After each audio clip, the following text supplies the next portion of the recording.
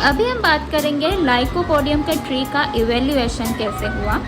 देखिए, जो लाइकोपोडियम का ट्री है ना, वो ओल्डेस्ट प्लांट में से एक माना जाता है। दैट्स वाई वो 1000 ईयर्स के चेंजेस में से गुजरा है। अभी जो लाइकोपोडियम है ना, वो लाइकोपोडेसी फैमिली में से बिलोंग करता है।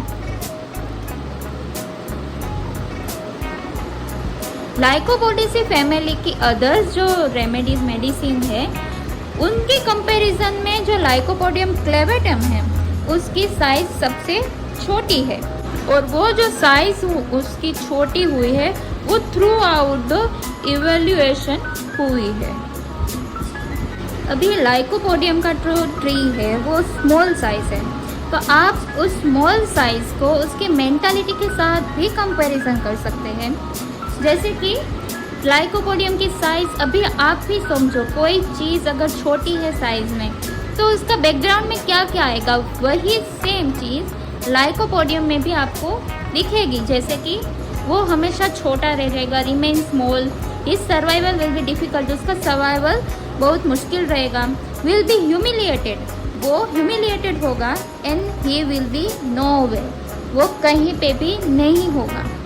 जिसको कंपनसेट करने के लिए, इस फीलिंग को कंपनसेट करने के लिए लाइकोपोडियम कैसा बनेगा, तो बनेगा वो ambitious, desire to grow big, being more powerful, high positions, और बहुत सारी मेहनत करेगा, बहुत सारी मेहनत करेगा एक बड़ा आदमी बनने के लिए, एक बड़े जगह पे पहुंचने के लिए।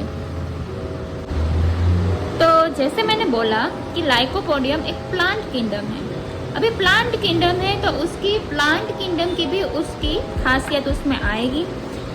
जनरली अगर हम प्लांट किंगडम की बात करें तो they are really sensitive and sentimental, like that lycopodium में भी ये क्वालिटी है, they are also sensitive and sentimental, पर उसके साथ साथ they are really imaginative, intellectual and easily make abstraction and theories. वो किसी भी चीज़ को देख के, वो किसी भी चीज़ को आसानी से समझ जाएगा और उसमें से फैक्ट्स निकाल लेगा, उसका इंटेलेक्चुअलिटी के कारण और प्लस उसका इमेजिनेटिव के कारण। अभी अगर हम फिजिकल लुक की बात करें तो फिजिकल लुक में लाइकोपोडियम कैसा दिखेगा, अभी देखिए, जो मैं अभी पिक्चर आपको डिस्क्राइब करूँगी वो पिक्चर मोस्टली आपको दिखेगा सिफिलिटिक पेशेंट में, जो बहुत ही हाई अपनी डिजीज़ में पहुंच गए हैं। ठीक है, सोरिक या साइकोटिक फेज में अगर कोई आएगा पेशेंट लाइकोपोडियम, तो इसमें शायद आपको इतने डिस्टिंक्टिव फीचर्स ना दिखे, लेकिन हमारी बुक्स में जो हमें बताया गया है कि इस तरह का स्टेज में लाइकोपोडियम आता है, तो वो मैं आपको डिस्क्राइब कर रही हूँ। देखिए, फर्स्ट ऑफ ऑल जो लाइकोपोडियम होता है उसका सेनिलिटी, जो वो उसका प्री मैच्योर एजिंग है, वो दिखने को मिलता है। दैट्स वाई आपको उसकी प्री मैच्योर बाल्डनेस दिखेगा, ग्रे हेयर दिखेगा, emaciation of face, neck, upper body, frown दिखेगा, ऐसे माथे पे लकीरें दिखेगी, wrinkles on face, early old age जो पेशेंट में दिखता है ना, वो दिखेगा आपको। उसके साथ साथ आपको, और सबसे बड़ी बात कि upper body emaciated and lower body में फैट का डिस्ट्रीब्यूशन ज़्यादा होगा। इसकी वजह से अपर बॉडी उसका लीन थिन होगा, लेकिन जब आप उसका एब्डोमेन से लेके लोअर पार्ट देखोगे तो लोअर पार्ट में फैट का डिस्ट्रीब्यूशन ज़्यादा दिखेगा।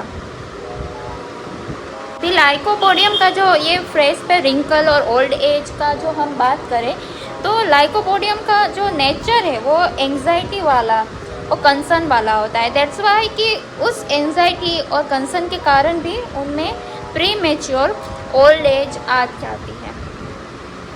और अगर हम बात करें कि लाइकोपोडियम का जो ब्लोटेड एब्डोमेन है और इमेशिएशन है, उसकी अगर हम बात करें तो लाइकोपोडियम का मेन इफेक्ट आपको शायद पता ही होगा कि गैस्ट्रिक हिपेटिक रीजन में ज़्यादा है, स्पेसिफिकली लीवर में।